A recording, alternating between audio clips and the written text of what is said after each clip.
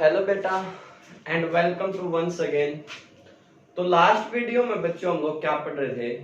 हम लोगों ने जो है स्टैंडर्ड इलेक्ट्रोड पोटेंशियल को पढ़ा था कि स्टैंडर्ड इलेक्ट्रोड पोटेंशियल क्या होता है, या NHE नॉर्मल हाइड्रोजन इलेक्ट्रोड क्या है, किस तरह उसको ड्राइव करेंगे, किस तरह उसको कैलकुलेट करेंगे और उसकी सहायता से किसी भी दूसरे एलिमेंट का या दूसरे इलेक्ट्रोड का रिडक्शन पोटेंशियल या ऑक्सीडेशन पोटेंशियल कैसे निकालेंगे। ये बात मैंने आपको सिखाई थी बेटा। एक बात और भी आपको बताई थी कि जो स्टैंडर्ड ऑक्सीडेशन पोटेंशियल होता है वो स्टैंडर्ड ऑक्सीडेशन पोटेंशियल किसके बराबर होता है बेटा? स्टैंडर्ड रिडक्शन पोटेंशियल के बराबर होता है। Standard oxidation potential standard reduction potential के बराबर होता है। सिर्फ क्या होता है? साइन का डिफरेंस हमारे पास होता है। ये बात भी आपको बताई थी। हमने आपको कहा था बच्चों कि अगर हम लोग किसी भी एलिमेंट को या किन्हीं भी एलिमेंट को उनके ऑक्सीडेशन पोटेंशियल या रिडक्शन पोटेंशियल्स के अकॉर्डिंगली एक सीरीज के अंदर अरेंज कर देते हैं, जिसके रिडक्शन पोटेंशियल सबसे कम है उसको सबसे ऊपर कर दिया, जिसका रिडक्शन पोटेंशियल सबसे ज्यादा उसको सबसे नीचे कर दिया। तो इस तरह से अगर हम लोग उनको क्या करते हैं बच्चों, एक सीरीज के अंदर जोड़ते जाएंगे, अरेंज करते जाएंगे, तो हमारे पास क्या होगा? एक सीरीज बन जाएगी। और जो वो सीरीज हमारे पास आएगी उस सीरीज को हम लोग क्या बोलेंगे बच्चों? Electrochemical series. क्या बोलते हैं बच्चों उसको? Electrochemical series. बात समझ में आ गई? पक्का ना? आपने अब ये ध्यान रखना, जनरली हम लोग क्या करेंगे, जब जहां भी हमें स्टैंडर्ड रिडक्शन पोटेंशियल दिया हुआ होगा, स्टैंडर्ड रिडक्शन पोटेंशियल अगर हमारे पास है बच्चों तो उसको पॉजिटिव लेंगे, और स्टैंडर्ड ऑक्सीडेशन पोटेंशियल अगर हमारे पास है, अगर स्टैंडर्ड ऑक्सीडेशन पोटेंशियल है तो उसको हम लोग क्या करेंगे? नेगेटिव लेंगे। ठीक है? वैसे दोनों बराबर होते हैं, एक का साइन दूसरे के अपोजिट आप लोगों ने क्या करना है? अरेंज करना होता है। ठीक है? अब हम लोग आते हैं इस इलेक्ट्रोकेमिकल सीरीज के ऊपर। आप लोगों ने क्या करना बच्चों? इलेक्ट्रोकेमिकल सीरीज में रिडक्शन पोटेंशियल की टर्म में, किसके टर्म में? रिडक्शन पोटेंशियल की टर्म में किसको स्टार्ट करता है? आपके पास स्टार्ट होती है लिथियम से। लिथियम एक इलेक्ट्रॉन गेन करके बच्चों लिथियम में कन्वर्ट हो जाएगा। Lithium gain of one electron converted into lithium, and it's reduction potential जो है वो सबसे नेगेटिव में आपके पास आएगा, सबसे कम जो है वो नेगेटिव में आपके पास आएगा। It's reduction standard reduction potential यही है बेटा ये। ठीक है? अब इसको साफ कर देता हूं मैं। स्टैंडर्ड रिडक्शन पोटेंशियल जो आपके पास है वो आएगा इसका -3.05 वोल्ट। इसका जो स्टैंडर्ड रिडक्शन पोटेंशियल है बच्चों वो क्या आएगा? -0.35 वोल्ट। आपने कुछ एक के जो रिडक्शन पोटेंशियल है उनको जरूर याद रख लीजिएगा बेटा, बहुत सारे आपको याद रखने की जरूरत नहीं है। इसके बाद क्या होता है? पोटासियम, अगर वो एक इलेक्ट्रॉन गेन करके पोटासियम में कन्वर्ट होता है तो आता है -2.95 वोल्ट। ठीक है? तो ये कुछ है जिनको आप याद करेंगे बेटा।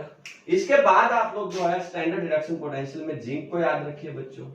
अगर जिंक 2 इलेक्ट्रॉन गेन करके जिंक में कन्वर्ट होता है तो वो आता है -0.76 वोल्ट। समझ में आ गई बात बच्चों? इसके बाद एक आप लोग जो हाइड्रोजन को याद रखिए, 2H आयन अगर 2 इलेक्ट्रॉन गेन करेगा और हाइड्रोजन गैस में कन्वर्ट होगा तो आंसर आएगा 0.0 वोल्ट। मींस यही आपके पास क्या होता है बच्चों? स्टैंडर्ड डिफरेंस होता है, आप सभी को पता है। बात क्लियर है? इसके बाद पॉजिटिव में आप लोग क्या करेंगे, या जब इलेक्ट्रॉन पोटेंशियल पॉजिटिव है कॉपर को लिखेंगे। कॉपर पॉजिटिव अगर आपके पास है बच्चों, 2 पॉजिटिव और 2 इलेक्ट्रॉन गेन करके कॉपर में कन्वर्ट होता है तो वो आता है 0.34 वोल्ट। यहां पे ये बात आप लोगों ने जो है सीरियसली याद रखनी है बच्चों कि उसमें copper 2 positive converted into copper. किसी केस में ये भी हो सकता है कि कॉपर 2 पॉजिटिव वो एक इलेक्ट्रॉन गेन करके कॉपर पॉजिटिव में कन्वर्ट हो जाए, तो इन दैट केस ये आंसर आएगा 0.15 वोल्ट। लेकिन मोस्टली जो हम लोग पढ़ेंगे बच्चों उसमें ज्यादा यूज करेंगे, हमारे पास जो ज्यादा क्वेश्चंस आएंगे वो इसी पे बेस्ड आएंगे। एक सिल्वर का याद रखिएगा बच्चों। सिल्वर पॉजिटिव अगर आपके पास है वो एक इलेक्ट्रॉन गेन करके सिल्वर में कन्वर्ट होता है तो उसका आंसर आएगा 0.80 वोल्ट।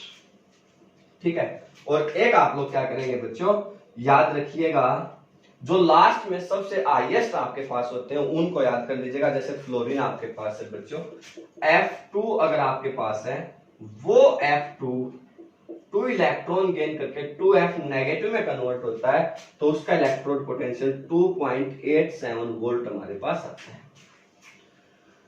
इस तरह से एलिमेंट को उनके रिडक्शन पोटेंशियल्स के टर्म में, इस तरह से उनके जो है किसी भी एलिमेंट को उनके रिडक्शन पोटेंशियल की टर्म में अरेंज करना, वो क्या कहलाता है बच्चों? स्टैंडर्ड रिडक्शन, जो इलेक्ट्रोकेमिकल सीरीज क्या कहलाती है बच्चों? वो इलेक्ट्रोकेमिकल सीरीज। बात समझ में आ गई? हमने साथ में लिखा था electrochemical series and its application. तो अभी इसी में से हम लोगों ने क्या करना होगा बच्चों? इसके एप्लीकेशंस को फाइंड आउट करना होगा, या जो इलेक्ट्रोकेमिकल सीरीज है उसकी क्या एप्लीकेशंस हमारे पास होंगी, उस बात को हम लोगों ने क्या करना है? अच्छे से सीखना होगा। तो जो इलेक्ट्रोकेमिकल सीरीज है बच्चों, उसकी सबसे पहली एप्लीकेशन होती है, इसको देख के हम लोग ये बता सकते हैं बच्चों कि कौन सी मेटल ज्यादा रिएक्टिव है, कौन सी मेटल लेस रिएक्टिव है। मींस हम लोग क्या कर सकते हैं, जो भी कंपेयर कर सकते हैं रिलेटिव रिएक्टिविटी ऑफ द जो है जो भी मेटल्स हमारे पास है उनकी। आप लोग क्या लिखेंगे बच्चों? The relative oxidising and reducing power, the relative oxidising and reducing power, या रिड्यूसिंग कैपेसिटी भी लिख सकते हैं आप लोग, रिड्यूसिंग पावर। ठीक है, अब इसके लिए आपको सीखना क्या है, कैसे आप लोग जो ये बताएंगे कि ये oxidising agent strong oxidising agent है या स्ट्रॉन्ग रिड्यूसिंग एजेंट है। उसके लिए क्या करें, इस इलेक्ट्रोकेमिकल सीरीज को आप लोग जो है देखते जाइए। अब जब आप इसको देखते जाएंगे तो आप लोग पाएंगे जिसका रिडक्शन पोटेंशियल जितना भी लेस है बच्चों, जितना भी कम है, मींस जितनी भी इसकी वैल्यू ज्यादा है पर नेगेटिव में, नेगेटिव में जितनी इसकी वैल्यू ज्यादा होगी बच्चों, वो क्या होगा? Strongest reducing agent. वो क्या होगा बच्चों? Strongest reducing agent. मींस अगर आप लोग यहां से इस दिशा में गए तो आप लोग ये कह सकते हैं कि जो रिड्यूसिंग एजेंट हैं उनकी जो स्ट्रेंथ है वो क्या करेगी? इंक्रीज करेगी। इंक्रीजिंग, यहां पे लिखिएगा बेटा, इंक्रीजिंग स्ट्रेंथ ऑफ जो है रिड्यूसिंग एजेंट। बात समझ में आ गई? और जिसका इलेक्ट्रोड पोटेंशियल बच्चों जितना ज्यादा है पॉजिटिव में, स्टैंडर्ड रिडक्शन पोटेंशियल जितना ज्यादा पॉजिटिव में है, वो उतना स्ट्रॉन्ग क्या बच्चों? ऑक्सीडाइजिंग एजेंट है। वो क्या बच्चों? उतना स्ट्रॉन्ग ऑक्सीडाइजिंग एजेंट। मींस कहने का क्या है कि अगर फ्लोरीन का इलेक्ट्रोड जो स्टैंडर्ड रिडक्शन पोटेंशियल 2.87 पॉजिटिव में है, अगर इसका इलेक्ट्रोड पोटेंशियल 2.87 पॉजिटिव में है, तो it means that it is the strongest oxidising agent. Means अगर आप लोग ऊपर से नीचे इस तरह जाएंगे तो आप लोग कहेंगे जो इंक्रीजिंग स्ट्रेंथ ऑफ ऑक्सीडाइजिंग जो है रिड्यूसिंग ऑक्सीडाइजिंग एजेंट, ये क्या है? Increasing strength of oxidising agent. बात समझ में आई बेटा? पहली बात क्लियर होगी। आप लोग क्या कर सकते हैं, कोई भी जो गिवन एलिमेंट हैं उनको आपस में कंपेयर करके ये बता सकते हैं बच्चों कि वो रिड्यूसिंग एजेंट है या ऑक्सीडाइजिंग एजेंट है, आपस में कंपेयर करके। जैसे कि वो मान लीजिए क्वेश्चन आपके पास आया, which of the element is the strongest reducing agent, which element is the strongest reducing agent, तो आप लोग कहेंगे lithium is the strongest reducing agent.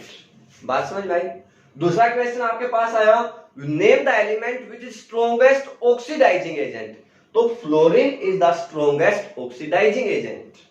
बात समझ में आई? लेकिन मान लीजिए बच्चों उसने कंपेयर्ड में बोला आपसे कि you have given to be copper and zinc, copper 2 positive and zinc 2 positive, these two elements are given in which the oxidizing agent in which is the strongest oxidizing agent। तो आप लोग देखेंगे बेटा copper का electrode potential जो है 0.34 volt है, zinc का -0.7 जो है 6 वोल्ट है। इट मींस दैट पॉजिटिव में इसका ज्यादा है, तो इसका मतलब ये स्ट्रॉन्गेस्ट ऑक्सी, इसके कंपैरेटिवली ये क्या होगा? Oxidising agent.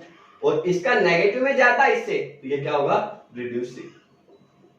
Reducing agent. बात समझ में आई। आप कंपेयर भी कर सकते हैं कि ऑक्सीडाइज कौन सा में जो स्ट्रॉन्ग ऑक्सीडाइजिंग है, तो आप कहते हैं कॉपर स्ट्रॉन्ग ऑक्सीडाइजिंग है, कौन स्ट्रॉन्ग रिड्यूसिंग है, जिंक है। बात समझ में आई कि नहीं आई। हाउ टू कंपेयर, पहली बात जो थी रिलेटिव जो oxidising and reducing power, strength बोल सकते हैं, कंपैरिजन लिखेंगे, the comparison of relative oxidising and reducing power. तो how to compare the oxidising and reducing powers, ये बात क्लियर हुई बेटा। फर्स्ट जो है एप्लीकेशन इसकी समझ में आई, पक्का क्लियर। दूसरा आप लोग क्या कर सकते हैं, इसी से जो रिएक्टिविटी ऑफ द मेटल है, रिएक्टिविटी ऑफ द मेटल है, उसको आसानी से बता सकते हैं। विच metal is more reactive, which metal is less reactive, आप लोग इस टेबल की सहायता से आसानी से बता सकते हैं बच्चों। कैसे बताएंगे, आप लोग देखिए उसका रिडक्शन पोटेंशियल, जिस भी मेटल का रिडक्शन पोटेंशियल बच्चों नेगेटिव में ज्यादा है, जिस भी मेटल का रिडक्शन पोटेंशियल नेगेटिव में ज्यादा, मींस नेगेटिव वैल्यूज अगर उसकी ज्यादा है, तो वो क्या है, ज्यादा रिएक्टिव मेटल होगी। जिसका इलेक्ट्रोड पोटेंशियल कम है उसके कंपैरेटिवली, या जिसका इलेक्ट्रोड पोटेंशियल पॉजिटिव है उसके कंपैरेटिवली। बात समझ में आई। How to find the reactivity of the metal, या which metal is more reactive या which metal is less reactive, how to compare that, ये बात समझ में आई बच्चों, पक्का। जैसे मान लीजिए उसने आपको कुछ मेटल्स मेंशन कर दी, सिल्वर जो है, जिंक, कॉपर, गोल्ड, ठीक है, मैग्नीशियम, पोटासियम, ये कुछ मेटल्स हैं। उसने कहा कि इनको जो है, इनकी इंक्रीजिंग स्ट्रेंथ ऑफ जो है ऑक्सीडाइजिंग या जो इंक्रीजिंग रिएक्टिविटी के ट्रेंड में जो है रिएक्ट कीजिए, अरेंज कीजिए। मींस जो सबसे लेस रिएक्टिव हो पहले उसको, फिर उससे नेक्स्ट रिएक्टिव को, फिर उससे लेस जो है मोर रिएक्टिव हो, फिर उससे मोर रिएक्टिव हो। इस तरह से आप लोग क्या करो, अरेंज करते हुए चलेंगे बेटा। बात समझ रहे हैं। तो अब देखिए आप लोगों को पता चला कि इसका इलेक्ट्रोड पोटेंशियल पॉजिटिव में, स्टैंडर्ड रिडक्शन पोटेंशियल पॉजिटिव में, इसका पॉजिटिव में, इसका पॉजिटिव में, गोल्ड का सबसे ज्यादा पॉजिटिव में होता है इनके कंपैरेटिवली। तो आपके पास क्या हो गया, ये मेटल तो जो है लेस रिएक्टिव है। आपने देखा कि पोटासियम जो है इसका नेगेटिव में सबसे ज्यादा होता है, मतलब लिथियम के बाद दूसरे नंबर पे ही आती है। तो इसका मतलब क्या हुआ कि ये वाली मेटल ज्यादा रिएक्टिव है, ये वाली क्या बच्चों सबसे ज्यादा रिएक्टिव है, फिर मैग्नीशियम है, फिर जिंक है। बात क्लियर हुई। सबसे लेस कौन है, gold.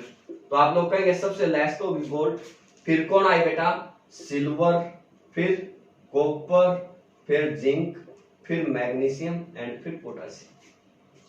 Means gold is the less reactive and the potassium is a more reactive. बात समझ में आई बच्चों।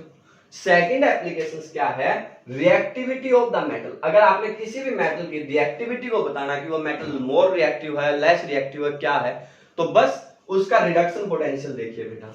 जिस मेटल का रिडक्शन पोटेंशियल पॉजिटिव में जितना ज्यादा होता जाएगा ना, वो उतनी लेस रिएक्टिव होती जाएगी, और नेगेटिव में जितना बढ़ता जाएगा, मींस -2.95 है, -1.78 लाइक दैट, तो जितना वो ज्यादा हो रहा होगा ना नेगेटिव में, मींस वैसे तो घट रहा है, नेगेटिव में ज्यादा हो रहा है मतलब, तो इन दैट केस जो आपके पास रिएक्टिविटी ऑफ द मेटल क्या होगा, ज्यादा आएगी बच्चों।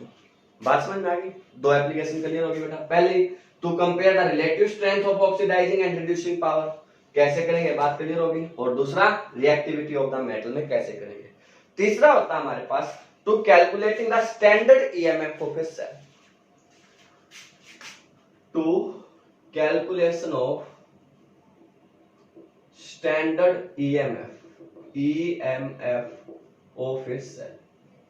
ईएमएफ ऑफ ए सेल तो सबको पता चल गया बेटा, इलेक्ट्रोमोटिव फोर्स बोलते हैं। जब दो इलेक्ट्रोड आपके पास हो, दो इलेक्ट्रोड के बीच का जो पोटेंशियल डिफरेंस होता है, जब सर्किट ऑफ होता है, means the current is not allowed to pass through the circuit, तो उस टाइम पे दो इलेक्ट्रोड, किसी भी सेल की दो इलेक्ट्रोड के बीच का जो पोटेंशियल डिफरेंस है उसको क्या बोलते हैं, ईएमएफ ऑफ द सेल बोलते हैं बच्चों। ये बात समझ में आ गई।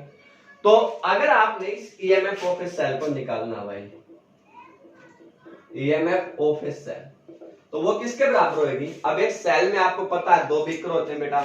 जब आपको एक इलेक्ट्रोकेमिकल सेल समझा रहा था, ये बताया था कि उसमें दो बीकर है। जैसे मान लीजिए जिंक सल्फेट है, इसके अंदर हमने जिंक रोड लगा दी, ये कॉपर सल्फेट है, इसके अंदर हम लोगों ने क्या किया है, कॉपर रोड लगा दी और इन दोनों रोड को कनेक्टिंग वायर की सहायता से आपस में जोड़ दिया with the help of A salt bridge. ये बात आपको बताई थी बच्चों में, बात समझ गए थे ना। तो अब यहाँ पे क्या है, दो बीकर है बेटा, एक होता है लेफ्ट बीकर, एक होता है राइट बीकर। राइट बीकर को हम लोग जो कैथोड बोलते हैं, लेफ्ट को एनोड बोलते हैं, मैंने कहा था, ये बात आपको याद है। तो आप लोग क्या कहेंगे, जो ईएमएफ ऑफ ए सेल है ना, वो क्या होती है, स्टैंडर्ड, इसका क्या होता है बच्चों, ऑक्सीडेशन। तो आप लोग कहेंगे standard oxidation potential of oxidation of beaker plus standard reduction potential of reduction of beaker या रिडक्शन ऑफ। ईएमएफ किसके बराबर होगी बच्चों, ये ईएमएफ किसके बराबर होगी, it is the sum of जो है स्टैंडर्ड ऑक्सीडेशन पोटेंशियल। क्या लिखना है बच्चों, standard oxidation potential of oxidation of plus standard reduction potential, standard reduction potential of जो है रिडक्शन ऑफ।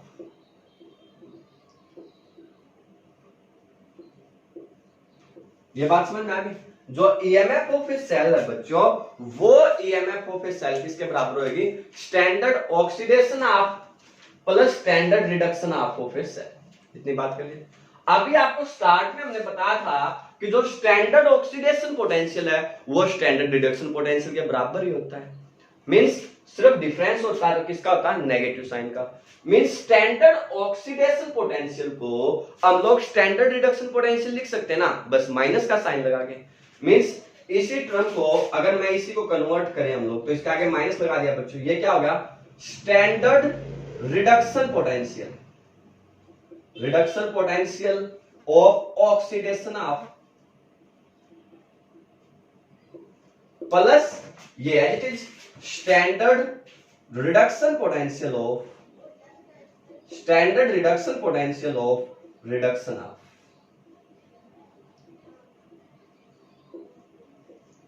बात समझ में आ रही है कि नहीं आ रही? स्टैंडर्ड ऑक्सीडेशन पोटेंशियल निकालना, तो उसी स्टैंडर्ड ऑक्सीडेशन पोटेंशियल को हमने जो स्टैंडर्ड रिडक्शन पोटेंशियल की टर्म में लिख दिया बेटा। अब ये सीरीज तो आपको क्लियर है ना, हम लोग इसको साफ कर लेते हैं, इसको समझने के लिए आगे बड़े ध्यानपूर्वक समझते चलिएगा बच्चों हैं। तो अब क्या होगा बच्चों, देखो बेटा, अब हम लोग क्या करते हैं, स्टैंडर्ड रिडक्शन पोटेंशियल को पहले लिख लेते हैं माइनस स्टैंडर्ड जो है standard reduction potential of oxidation of. हम लोग इसी को ऐसे लिख सकते हैं ना कि जो ईएमएफ ऑफ द सेल है बच्चों, वो किसके बराबर होगी, standard reduction potential, reduction potential of जो है रिडक्शन ऑफ, और ये वाला अगर माइनस करते हैं हम लोग तो minus standard reduction potential of, reduction potential of oxidation of. ये बात समझ में आई बेटे। अब जो स्टैंडर्ड रिडक्शन पोटेंशियल है किसी भी सेल का बच्चों, वो कहां आता है, लेफ्ट बीकर में, राइट बीकर में। और राइट बीकर को क्या बोलते हैं, कैथोड। तो it means that this can be write as E naught of the cathode. Standard reduction potential of cathode means E naught of the cathode minus standard reduction potential of oxidation of, oxidation को क्या बोलते हैं बेटा, oxidation किस पे होता है, anode पे।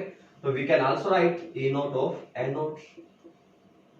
तो it means that जो EMF of a cell है बच्चों, EMF of a cell वो किसके बराबर आएगी, E naught of the cathode minus E naught of the anode. This is the EMF of a cell. How to calculate the EMF of a cell? ये बात समझ में आई बेटा। स्टैंडर्ड जो EMF of a cell है वो कैसे निकलेगी, तो उसके लिए आपको सेल को समझना है बच्चों। सेल कैथोड प्लस एनोड होता है, तो आपने oxidation potential plus reduction potential लिख दिया, ऑक्सीडेशन पोटेंशियल को रिडक्शन पोटेंशियल में कन्वर्ट कर दिया, means standard reduction potential of reduction of minus standard reduction potential of oxidation of. कैसे करेंगे इसको, ये बात समझ में आई कि नहीं आई, पक्का। जैसे मान लीजिए वो इसी सेल की आपसे कहे कि ईएमएफ कैलकुलेट करो भाई, अब बताओ मुझे, अगर आपने इसी सेल की ईएमएफ कैलकुलेट, सेल क्या बच्चों, ये जिंक 2 जो है जिंक, इस सेल को कैसे लिखेंगे अपन, zinc converted into zinc ion, salt bridge, copper ion converted into the copper. ये सेल ऐसे लिखा जाएगा। अब इसने हमें कहा कि इसी की ईएमएफ कैलकुलेट करिए आप लोग, तो आप लोग क्या कहेंगे भाई, ईएमएफ ऑफ द सेल। इसकी ईएमएफ क्या होती है बच्चों, प्लस 0.34 वोल्ट माइनस ये क्या होगा बेटा, एनोड, क्योंकि आपको पता है ना ये कैथोड है और ये क्या है एनोड। हम लोग कह रहे हैं E nought of the cathode minus E nought of the anode. तो कैथोड होगा प्लस 0.34, एनोड क्या आ जाएगा माइनस 0.76 वोल्ट। अभी बता रहा जिंक की क्या होती है, माइनस 0.76 वोल्ट होती है बच्चों। तो ये क्या आएगा 0.34 वोल्ट प्लस 0.76 वोल्ट मींस 1.1 वोल्ट। आई बात समझ में बेटा। How to calculate the EMF of a cell.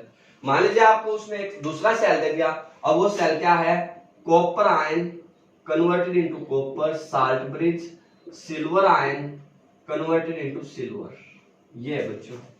और वो कहता है ईएमएफ ऑफ ए सेल बताइए। तो अब आपको पता चल गया ये क्या है कैथोड, ये क्या बच्चों एनोड, और फॉर्मूला क्या है E nought of the cathode minus E nought of the anode. तो इनको इसमें पुट कर दीजिएगा बच्चों, ईएमएफ आपके पास आ जाएगी, ईएमएफ ऑफ ए सेल। क्या लिखेंगे बच्चों, इसकी कितनी होती है 0.80 माइनस कॉपर कितनी होती है बेटा 0.34, तो 0.46 वोल्ट आपके पास क्या आ जाएगी, इसकी ईएमएफ ऑफ द सेल आ जाएगी। बात समझ में आई बच्चों। थर्ड जो इसकी एप्लीकेशंस थी वो थी to calculate the standard EMF of a cell. How to calculate the standard EMF of a cell. ये बात समझ में आ रही है बच्चों, अच्छे से आ रही है बेटा, कोई प्रॉब्लम, क्लियर है सभी को, नो डाउट। चले आगे। तो नेक्स्ट जो हमारे पास है बच्चों फोर्थ इस 13 एप्लीकेशन होगी to compare the relative oxidising and reducing power, to find the activity of the metal, to calculate the standard EMF of a cell. 3 application होगी। फोर्थ जो इसकी एप्लीकेशन होती है बच्चों वो होती है कि कोई भी मेटल, हमने जनरली पढ़ा था 10th क्लास में कि कोई भी जो मेटल होती है वो एसिड के साथ रिएक्शन करके हाइड्रोजन गैस प्रोड्यूस करेगी या नहीं करेगी। हमने जनरली तो पढ़ लिया 10th क्लास में कि कोई भी मेटल जो है एसिड के साथ रिएक्ट करेगी तो वो हाइड्रोजन गैस प्रोड्यूस करेगी, लेकिन हर मेटल जो होती है बेटा वो एसिड के साथ रिएक्शन करके हाइड्रोजन गैस प्रोड्यूस नहीं करती है। तो हमें क्या करना है, इसी बात को देखना है कि कौन सी जो मेटल है वो रिएक्ट करेगी विद द वाटर जो है acid to produce the hydrogen gas और not. To predict a metal react with the acid produced hydrogen gas. हमें यह देखना है कि कोई भी मेटल एसिड के साथ रिएक्ट करके हाइड्रोजन गैस प्रोड्यूस करेगी या नहीं करेगी बेटा, ठीक है। देखें अब उसके लिए कंडीशन क्या है, आपने क्या करना होगा, जो भी वो सेल सेटअप होता है ना एसिड और मेटल के बीच में, जो भी क्या होता है बच्चों एसिड और मेटल के बीच में सेल सेटअप होता है, जो भी उसके बीच का सेल बना है उस सेल की ईएमएफ कैलकुलेट करनी है। आपने क्या करना बच्चों, सेल की ईएमएफ कैलकुलेट करनी है। अब अगर जब वो ईएमएफ ऑफ द सेल किसी केस में आपके पास पॉजिटिव आ जाए, अगर क्या आ जाए बेटा, आप लोग सीधी भाषा में याद रखिए, अगर ईएमएफ ऑफ ए सेल हमारे पास क्या आती है बच्चों पॉजिटिव आती है, अगर ईएमएफ ऑफ ए सेल क्या आती है बच्चों पॉजिटिव आती है, तो इन दैट केस जो मेटल है वो आपके पास एसिड के साथ रिएक्ट करके हाइड्रोजन गैस पक्का लिबरेट करेगी या प्रोड्यूस करेगी।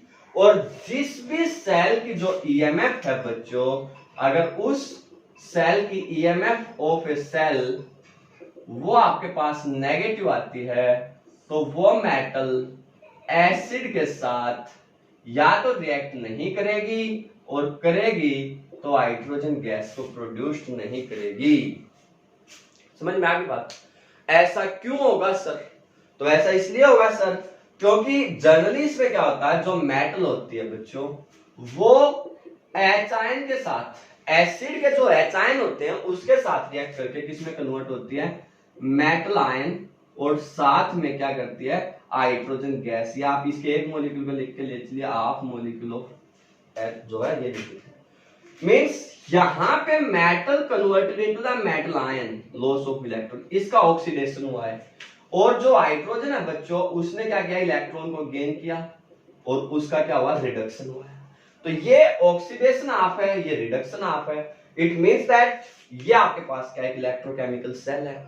और इलेक्ट्रोकेमिकल सेल अगर आपके पास है तो उसकी ईएमएफ आपके पास आपने देखना होगा पॉजिटिव आ रही है या नेगेटिव आ रही है। अगर ईएमएफ पॉजिटिव आ रही है बच्चों तो वो डेफिनेटली रिएक्ट करेगी, और पॉजिटिव नहीं आ रही है, नेगेटिव आ रही है, तो वो रिएक्ट कर भी सकती है पर हाइड्रोजन गैस को लिबरेट नहीं करेगी।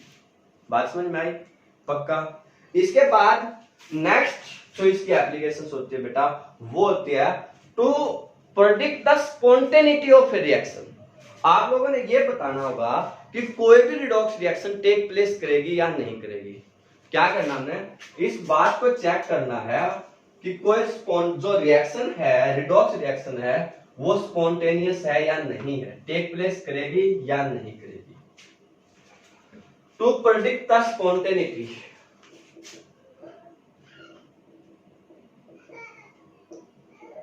Spontaneity of a chemical reaction. किसी भी केमिकल रिएक्शन की स्पॉन्टेनिटी को अगर आपने चेक करना, how to check the spontaneity, याद है बच्चों? +1 का अगर कॉन्सेप्ट होता तो सीधा थर्मोडायनामिक कॉन्सेप्ट लगता। क्या बताया था हमने कि अगर आपके पास डेल्टा जी वो नेगेटिव है, डेल्टा जी को क्या बोलते हैं बेटा, गिव्स फ्री एनर्जी, या डेल्टा जी नोट लिख दीजिए, स्टैंडर्ड गिव्स फ्री एनर्जी। अगर वो नेगेटिव है तो वो रिएक्शन स्पॉन्टेनियस होती है, और किसी केस में अगर डेल्टा जी पॉजिटिव आ जाए तो वो रिएक्शन क्या होती है बच्चों, नॉन स्पॉन्टेनियस होती है। तो वो किसमें है, थर्मोडायनामिकल कॉन्सेप्ट है। अब यहां पे आपने क्या करना होगा, ईएमएफ से इस बात को स्टडी करना होगा। आप लोगों ने क्या करना होगा, उस सेल की जो भी रिडॉक्स रिएक्शन आपके केमिकल रिएक्शन में, यहाँ पे ये लिख लीजिएगा बेटा कि रिडॉक्स रिएक्शन है वो, यहाँ पे ये जरूरी है कि वो एक रिडॉक्स हो। तो जो रिडॉक्स रिएक्शन आपके पास होती हैं उनकी स्पॉन्टेनिटी अगर आप लोगों ने कैलकुलेट करनी है तो उसका एक ही सीधा तरीका है, उसकी ईएमएफ कैलकुलेट करिए।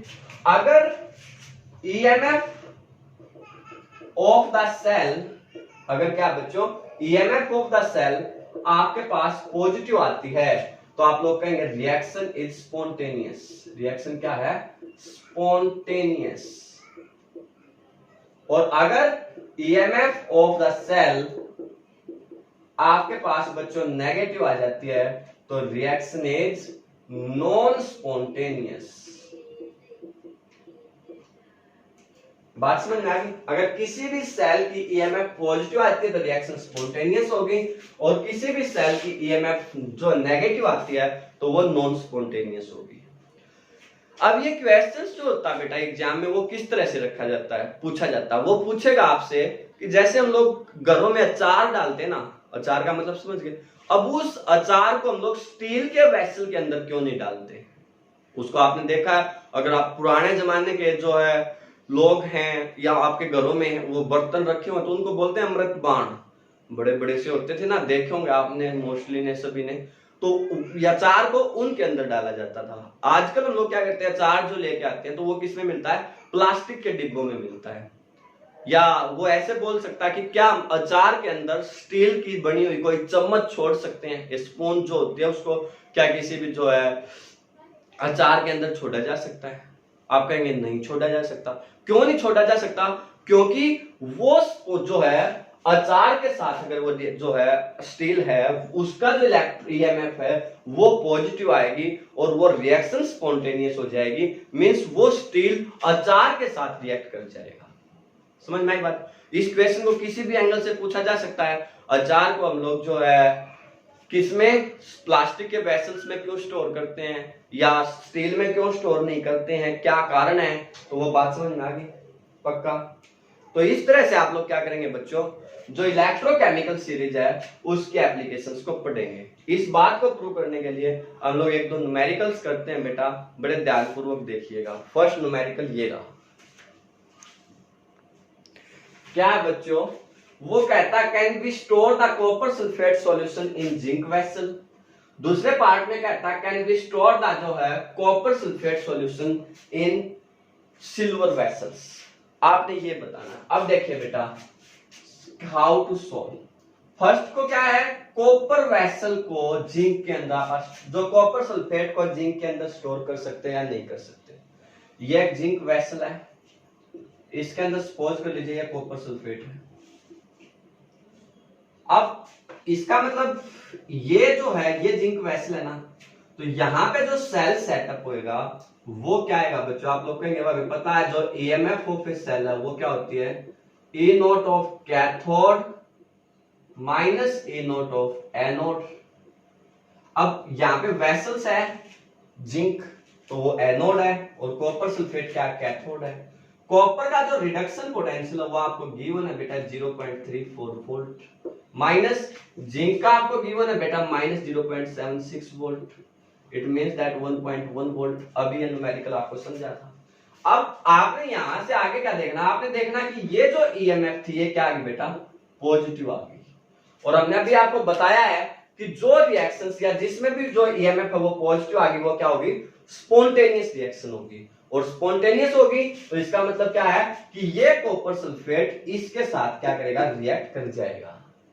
इट मींस दैट अगर ये रिएक्ट करेगा तो इसको डिकम्पोज कर देगा, इसको डिकम्पोज कर देगा तो इसका मतलब हम लोग इसको स्टोर नहीं कर सकते। तो आप लोग कहेंगे we can not store the जो है copper sulphate solution in the zinc vessel.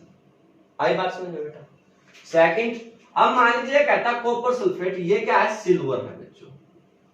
आपकी बार ये क्या है, सिल्वर वेसल है, ये बात समझिए।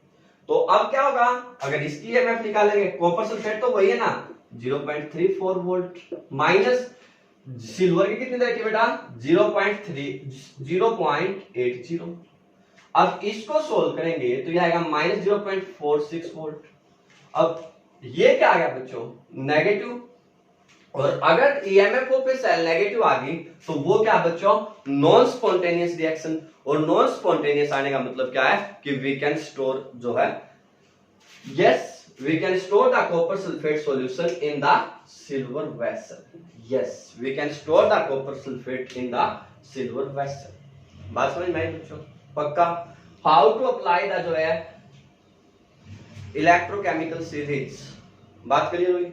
आपके जो भी आप बुक्स यूज करते हैं इस तरह के उसमें बहुत सारे न्यूमेरिकल होंगे बेटा, आप उन सबको ट्राई करेंगे और हमें बताएंगे कि वो आपसे हुए या नहीं हुए। Best of luck.